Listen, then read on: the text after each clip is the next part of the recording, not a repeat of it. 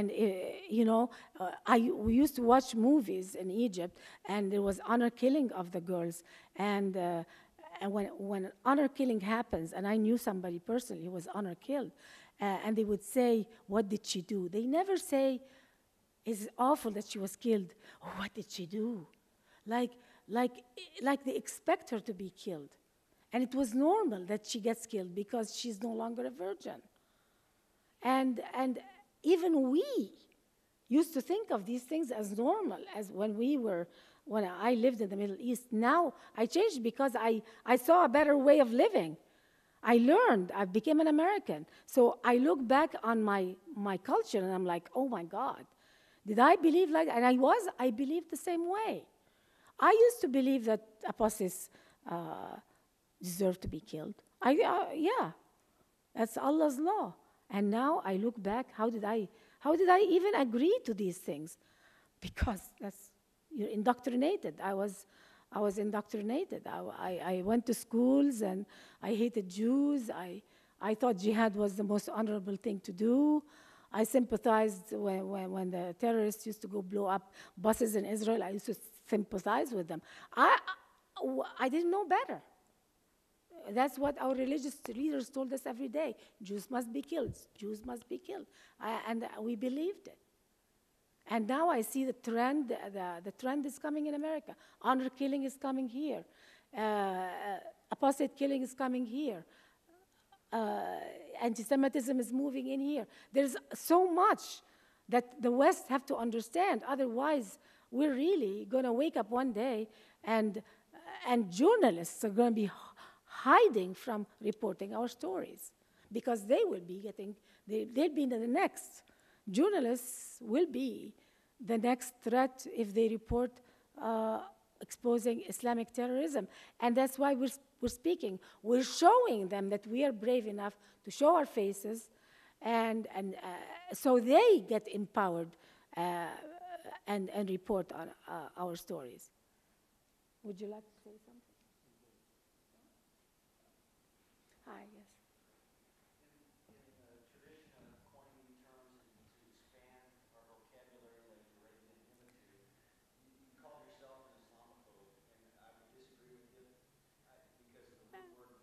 Phobia means unreasonable.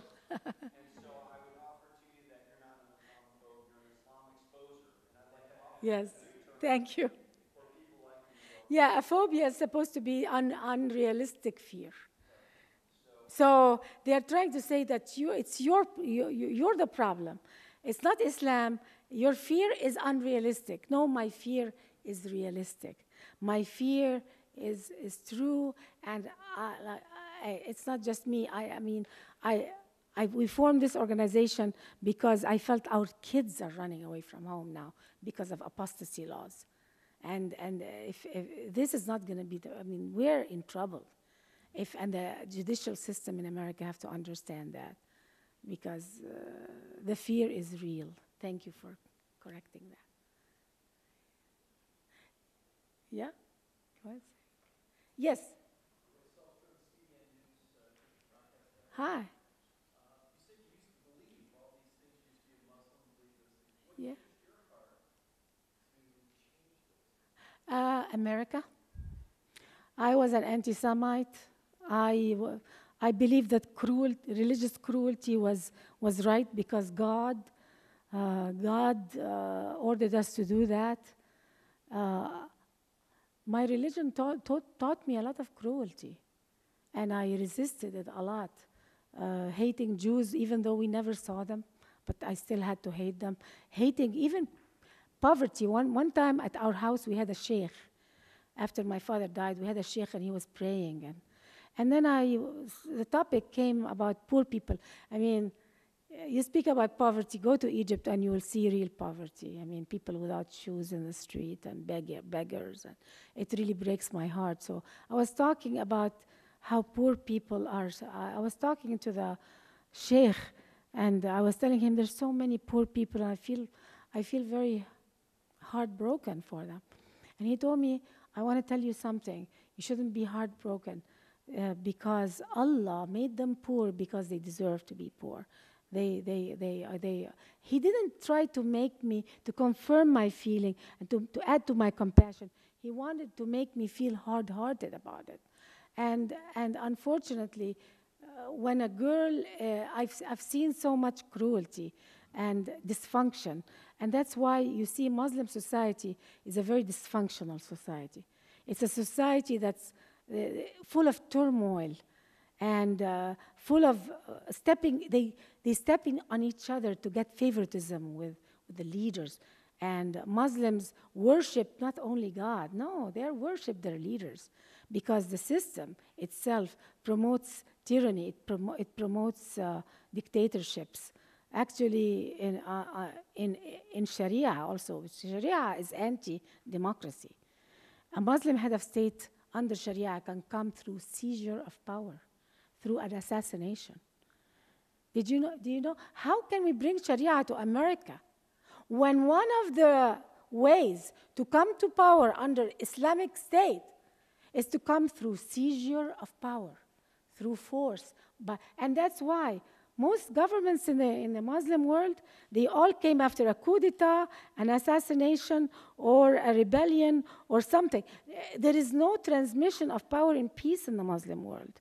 There's social turmoil, there's cultural turmoil, and it feeds on itself because they entrust Muslims to monitor other Muslims. It's almost like a communist regime, but it's religious in the way it's.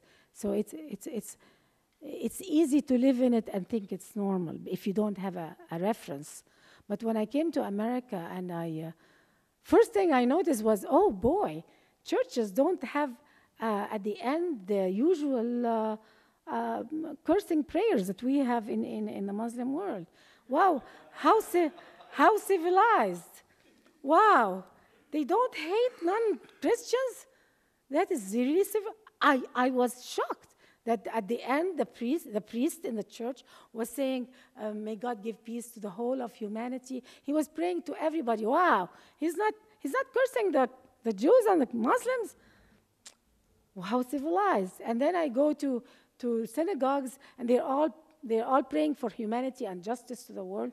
And I'm like, justice to the infidels? No way. There is a double justice only for the Muslims. So I noticed right away the difference. The difference was so big. So of course, I didn't change right away. It took me years. Actually, it took me too long. I mean, Rifqa Bari is 17. She figured it. This little girl figured it at 17. I figured it at 47. It took me a long time. Yes.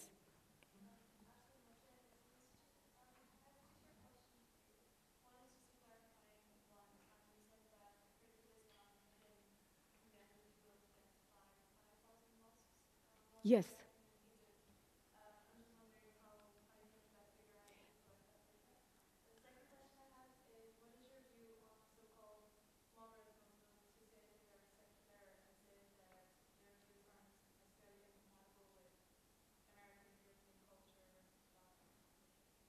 Yeah, the 5,000 mosque sermons was sent in an article written by the man who was threatened himself.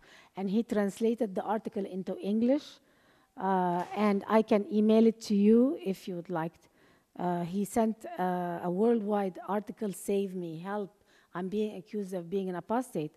And the reason all the mosques on one day did that was because he was awarded a government award for literature. And it was a big, big event that how could you give an award by the government of literature to this apostate? So the talking points in the mosques that Friday was against him getting this award and also condemning him as an apostate. And you just condemn someone to apostasy, he's dead.